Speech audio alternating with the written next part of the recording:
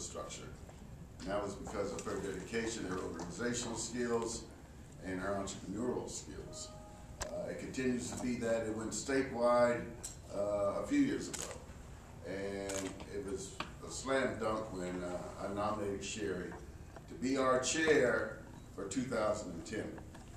Likewise, it was a slam dunk when I nominated Arnold Baker to be our chair for 2011. I'll get to Arnold later. But Sherrie, you have a gavel, which is yours to keep, and this plaque will hang in our conference room, and it has your name on it, Sherrie Gilchrist, 2010. Before you was Mike Little, before Mike was Fred Jordan, before Fred was Arthur Fletcher. Art took over in 1998. We had a couple of chairs before then, but we're not going to put their names on the plaque. Frederick Douglass says, power concedes nothing without a demand. And so they had to retire with a big demand. It almost got litigious. But anyway, I've learned my lessons and wisely nominate people who are there to improve us, to improve the nation, to improve the status of black business everywhere throughout the world. So Sherrie Gilchrist, you're still on our board of directors. We want you to chair our legacy project and go around the country supervising those workshops, improving our chapters and their competency, which is a big job. But we want to say thank you for a great 2010. Thank you,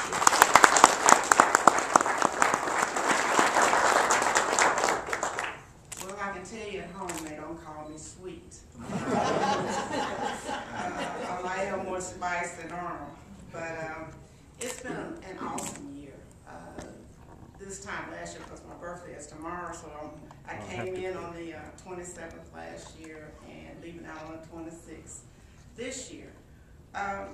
What I'd like to share with you about the position, and people make a lot more about it than being the first black female to head the board of the National Black Chamber of Commerce. Arnold said, I need to meet with you, I need to, talk to you and find out what all that is. It's evolving, and when hey a K calls, don't say no. That's the biggest thing I can tell you is just never say no, especially the K. Harry might forgive you, but I don't think K. So sweet.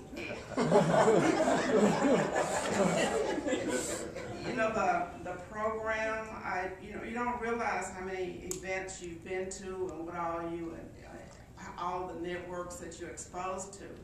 And so I was looking back at this with Arthur Fletcher in Cuba and of course Bush, and had a lot of fun shopping with Nate's wife. And we've got a lot of stuff in the pot. The e-blast is something that has really taken off. Yes, everybody seems to know something about the NBCC's new blast, and then Chuck comes along, and he probably pulled us together more than ever because we found out what each chapter is doing on a weekly basis.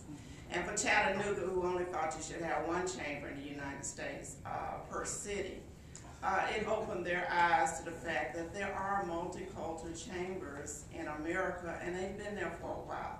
But the South is hard to change. One of the things that I'd like to share with you now that my tenure is over, I came here in January, did the press corps about becoming chair, and then I got back home in the first part of February.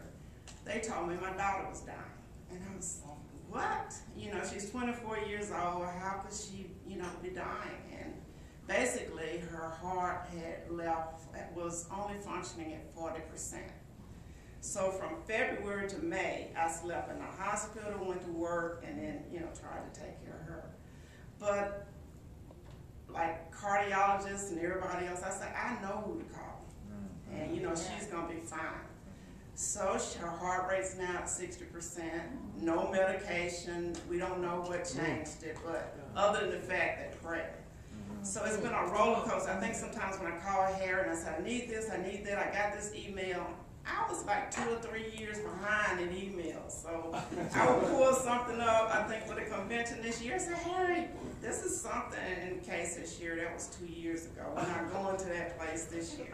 So it's a roller coaster, but it makes you better, much, much better. It humbles you to understand what our businesses are going through. I think that the pressure that Harry has put on legislators and congressional people about inclusion wouldn't have never happened. You know, to have a voice in this makes a big difference.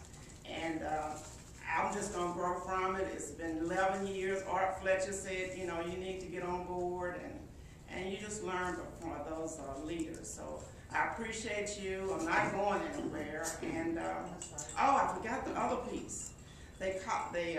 My son was shipped off to Iraq.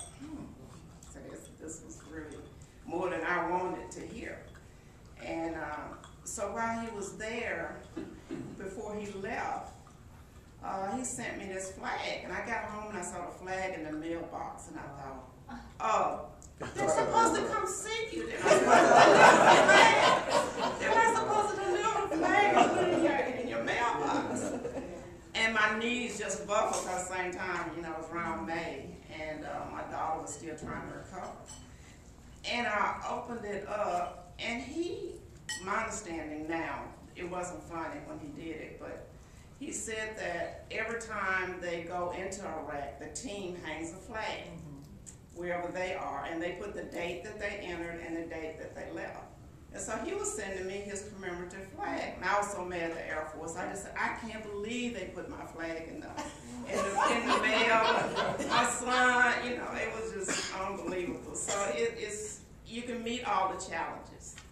And you have fun when you look back, especially at some of these photographs on things that we weren't doing that we're now involved in. The Legacy Project, you know, Harry talks about being a major sponsor at $10,000 for chapters. I can't imagine what you would get for $10,000 because everything's free. They just want us to be successful. They give you the whole toolbox on how to set up. All you have to do is fill in your blanks on a lot of the information that you need to be a 501c3. But it's been an incredible year, and Arnold, just hold on. Thank you. Thank you.